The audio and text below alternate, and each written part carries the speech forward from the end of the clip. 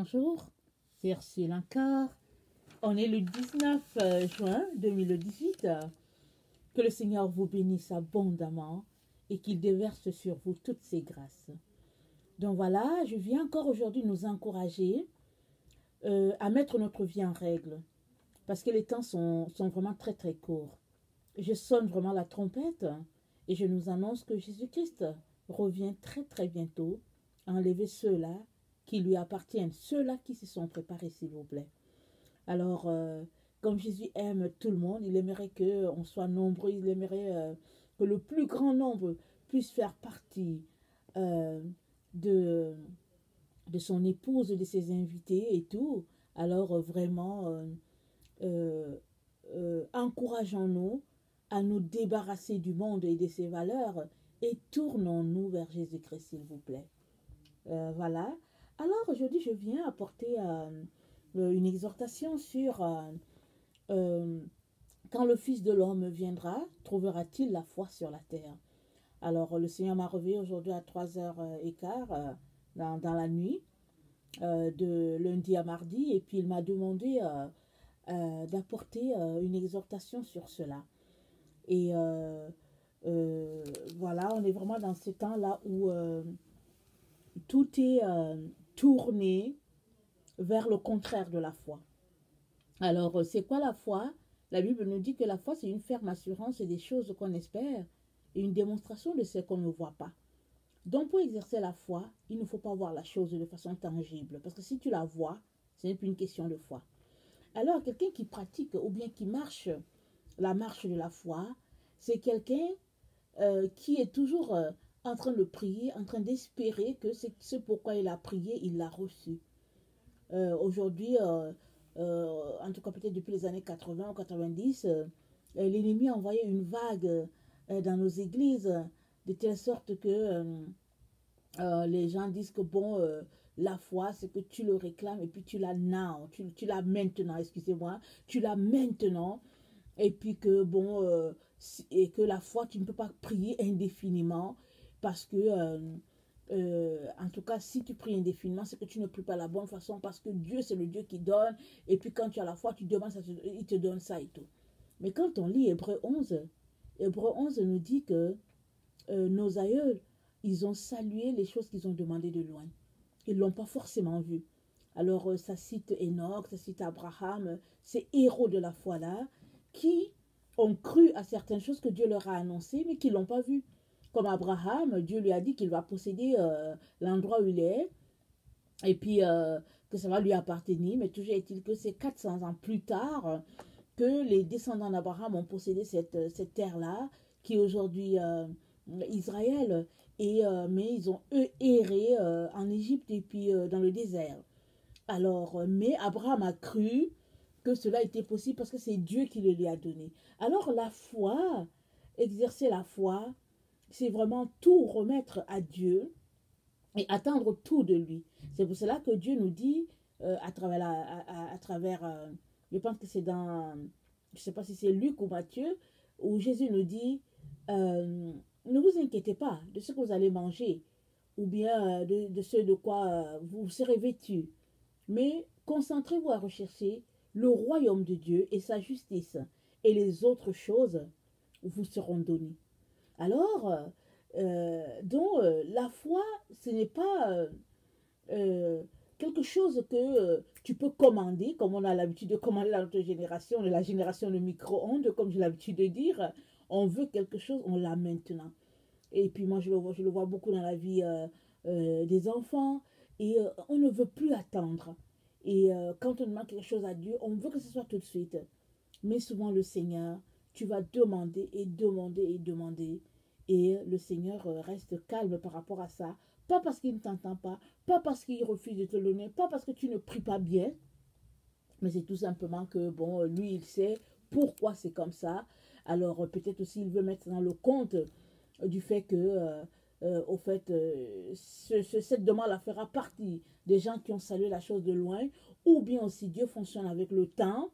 Mais toujours est-il que le temps dans lequel on est, c'est un temps où Jésus dit, quand le Fils de l'homme viendra, trouvera-t-il la foi sur la terre?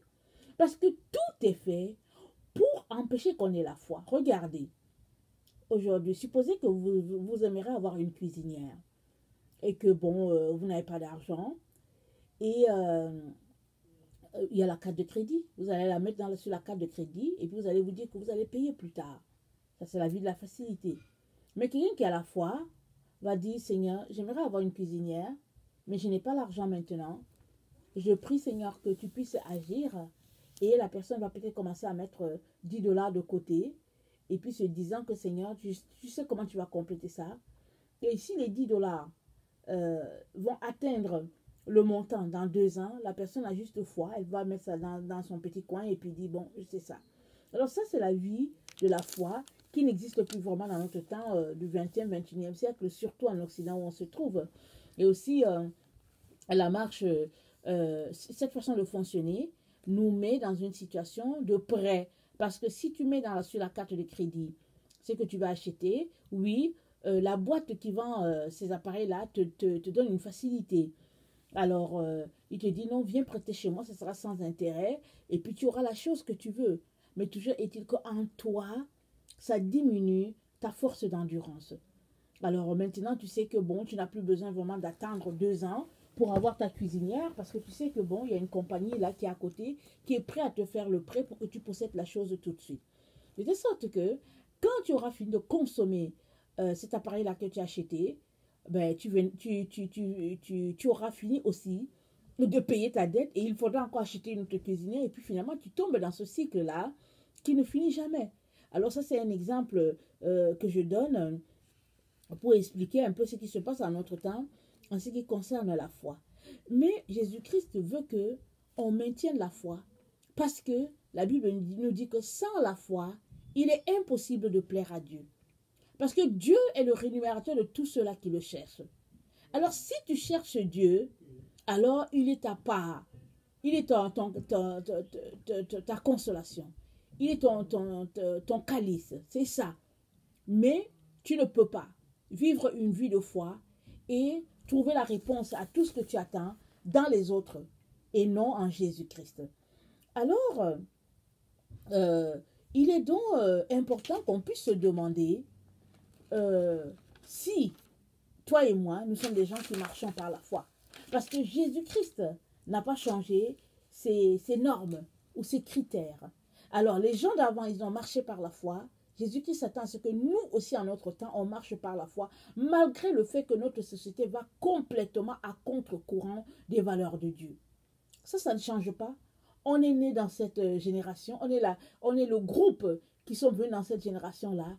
Et Jésus-Christ dit que malgré que c'est un courant de pensée qui est différent, vous devez toujours faire exactement comme ceux qui sont passés, vos prédécesseurs.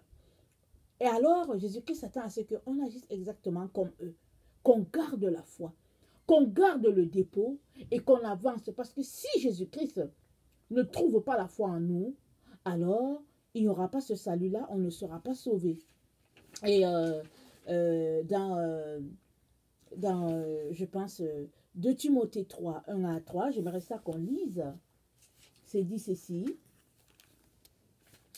Sache que dans les périodes finales de l'histoire, les temps seront difficiles. Les hommes seront égoïstes, avides d'argent, vantards et prétentieux. Ils parleront de Dieu d'une manière injurieuse et n'auront pas d'égard pour leurs parents. Ils seront ingrats, dépourvus de respect pour ce qui est sacré, sans cœur, sans pitié, calomniateurs, incapables de se maîtriser, cruels, ennemis de bien, emportés par leur passion et enflés d'orgueil. Ils seront prêts à toutes les trahisons. Ils aimeront le plaisir plutôt que Dieu. Certes, ils resteront attachés aux pratiques extérieures de la religion, mais en réalité, ils ne voudront rien savoir de ce qui fait la force. Détourne-toi de ces gens-là. Donc voilà, c'est clair. Jésus-Christ dit, si tu veux que je trouve la foi en toi quand je viendrai, Jésus-Christ dit de se détourner de ces gens-là. Ces gens-là qui sont calomniateur, blasphémateur, incapable de se maîtriser, ennemi de bien, emporté d'orgueil, euh, qui trahissent les autres, qui aiment le plaisir plus que Dieu, qui restent juste attachés à la doctrine chrétienne, c'est-à-dire qu'à la coquille, alors que à l'intérieur même, il n'y a plus Jésus, mais on voit juste le squelette qui est là, on se dit que bon, c'est un chrétien, mais quand on va au fond, il n'y a plus Jésus-Christ dedans. Alors, il dit, ces gens-là, ils vont se comporter de manière injurieuse, qui n'ont pas égard de leurs parents, ils sont ingrats, dépourvus de respect pour tout ce qui est sacré. Jésus-Christ dit, si tu veux que je trouve la foi en toi, détourne-toi des gens qui se comportent comme ça. Et ça demande une vie de renoncement. Ça demande une vie vraiment de décider que c'est comme ça qu'on va vivre et d'assumer les conséquences. Parce que ceux qui sont autour de nous ne vont pas nous comprendre. Ceux avec qui on marche ne vont pas nous comprendre. Ils vont nous traiter de toutes sortes de mots. C'est pas grave. Tout ce que tu dois savoir, c'est que toi, tu veux que Jésus-Christ trouve la foi en toi. Parce que Jésus-Christ a dit, quel est le serviteur fidèle que le maître trouvera en train de donner de la nourriture à ses brebis? Il dit, heureux ce serviteur-là.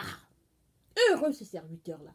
Et pour que tu sois trouvé en train de donner à manger aux brebis du Seigneur, tu n'as pas le choix que de te séparer de la pensée de notre époque. Tu n'as pas le choix. Tu n'as pas le choix. Et puis si cette pensée-là est incarnée dans tes amis, dans tes relations, tu n'as pas le choix que de te détourner d'eux. Ce n'est pas grave. Si on te traite de toutes sortes de mots, ce n'est pas grave. Ce n'est pas la fin du monde. Jésus-Christ, il n'avait pas d'amis. Il a formé 12 disciples. Et puis, après, il les a appelés amis. Mais les gens autour de lui, tout le monde a passé le temps à l'insulter. Et quand Jésus-Christ a fini la formation avec eux, il leur a dit, c'est mon temps de partir. Son temps, il a accompli son temps sur la terre, il est parti. Et il a gardé le cap sur sa mission parce qu'il savait qu'il avait quelque chose à dire. Et quand il a commencé sa mission dès le début, Satan est venu, il lui a dit que, écoute, je vais t'offrir tout ça, tout le royaume de la terre et tout. Si tu te poses dessus, tu m'adores. Jésus-Christ a dit, arrière de moi, Satan. Jésus-Christ a vu tout de suite que voilà cet homme-là, il veut venir encore me faire tomber parce qu'il a déjà fait tomber Adam. Jésus-Christ a dit non. Je n'embarque pas dans cette voie. Il a dit, arrière de moi, Satan. Et cet exemple est donné pour toi et moi. Nous sommes appelés à chasser Satan dès que nous le voyons quelque part. Nous sommes appelés à le chasser, à ne pas marcher sur la voie tracée déjà à l'avance pour les gens de notre génération. Alors ça prend une dureté, une vie vraiment de maîtrise de soi par rapport à ton appel, par rapport à ce que tu crois que Dieu t'a appelé à faire. Alors, mais si tu veux te compromettre, t'asseoir avec ces gens-là, manger avec ces gens-là, rire avec eux, ils vont enlever toute la force que Dieu t'a donnée pour que tu puisses accomplir ta mission et tu n'iras nulle part. Donc voilà. Alors, si vraiment tu es quelqu'un qui veut marcher par la foi, alors quand tu es intéressé par une personne, par exemple, tu la maries, tu ne vis pas en concubinage avec la personne. Si tu veux marcher par la foi, alors tu t'éloignes de toutes ces églises-là ou bien de tous ces groupes-là qui adaptent la Bible à leur compréhension, à ce qu'ils veulent faire, et puis ils s'éloignent carrément de l'enseignement de Jésus-Christ juste pour satisfaire leur passion et leur désir. Alors, si tu es quelqu'un qui marche par la foi, tu ne pratiques pas la théologie spirituelle. Tu fais tout pour être en feu tous les jours pour Jésus. Alors, si tu marches par la foi, c'est-à-dire tu choisis de dénoncer le péché sous toutes ses formes, aussi fut-il quelque chose de très subtil, tu n'as pas le choix que de dénoncer cela. Et même si c'est une personne qui veut t'entraîner à cela, tu n'as pas le choix que de lui dire gentiment, non, moi je ne marche pas sur cette voie-là.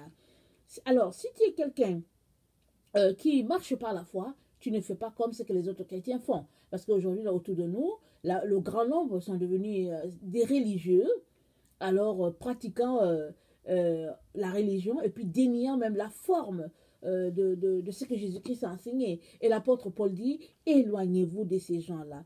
Alors, il est donc important que tu saches que avoir la foi c'est ce que Jésus-Christ s'attend à voir quand il va revenir.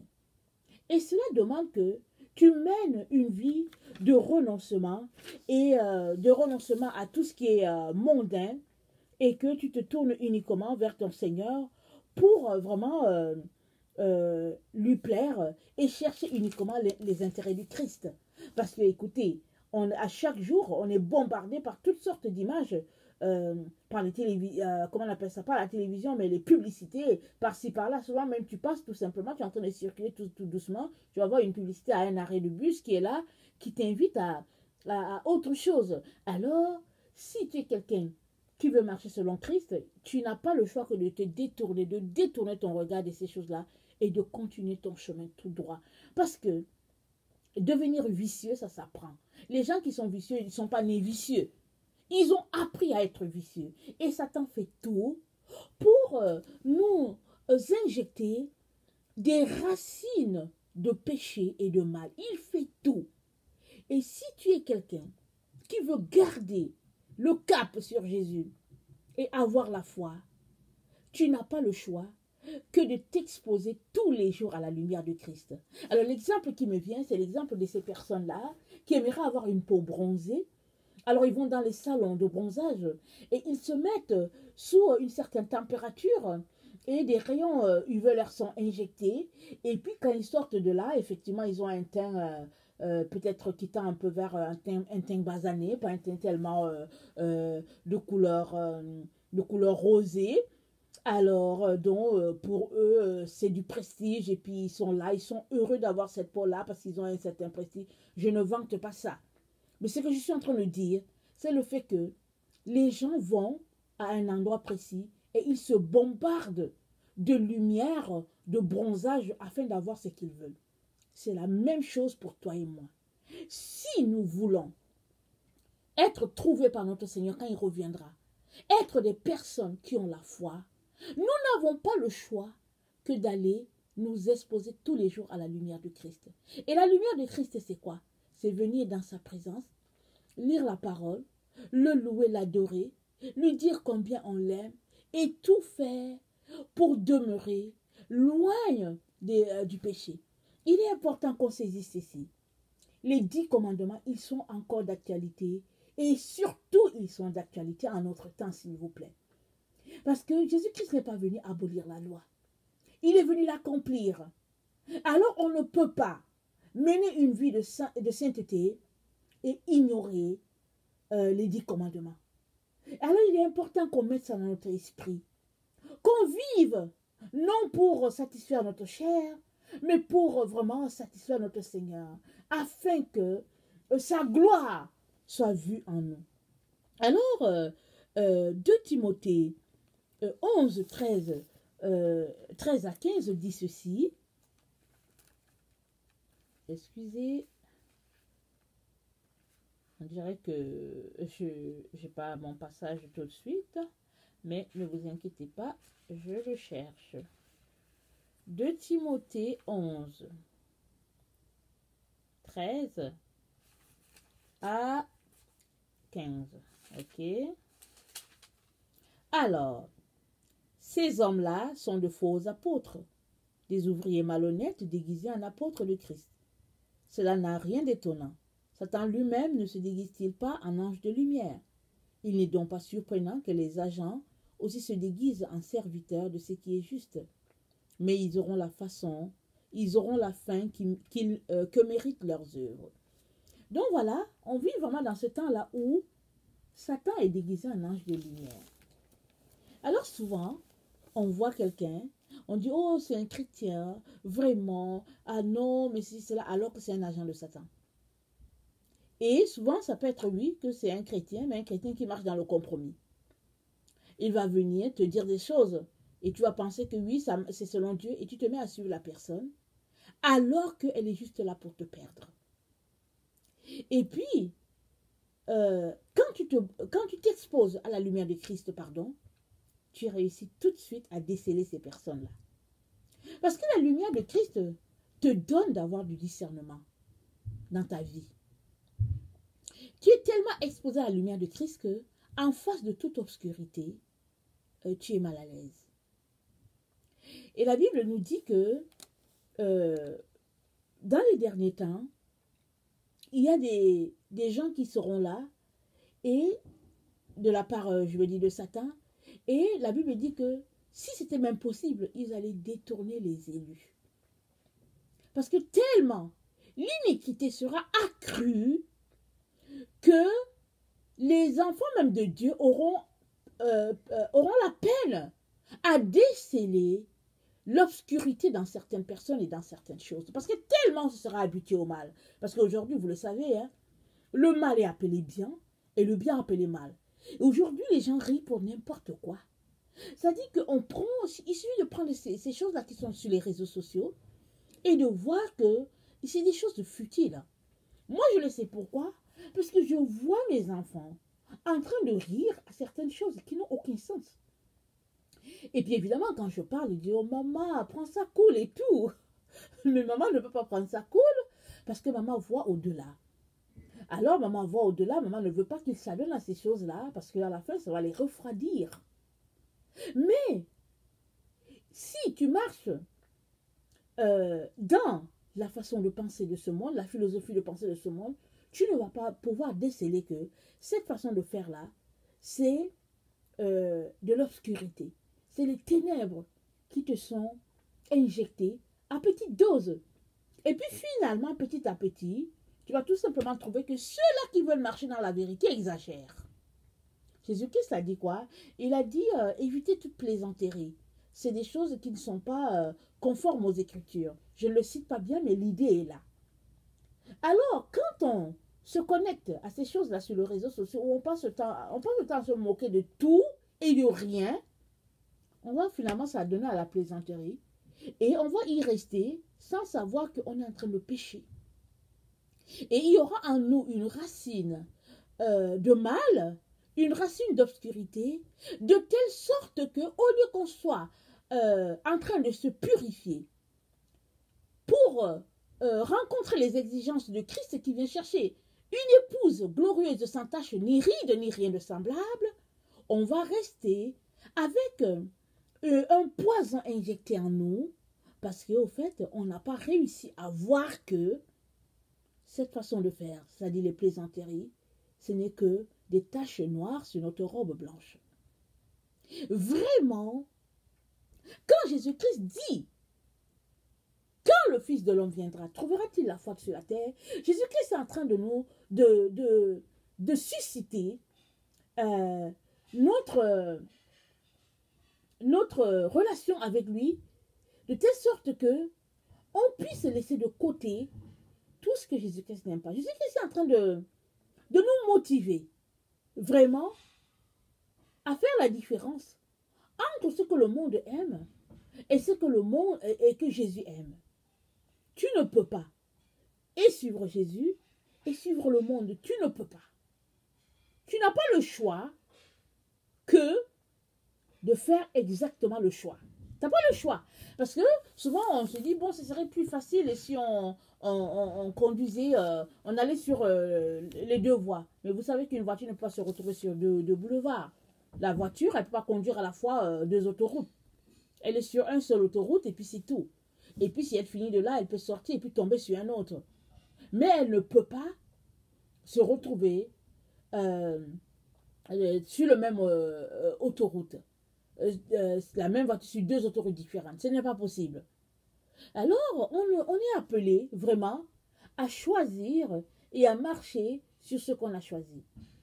Et ça demande une vie exposée à la lumière à tous les jours, un peu comme ces personnes-là qui vont s'exposer aux rayons de soleil pour se bronzer.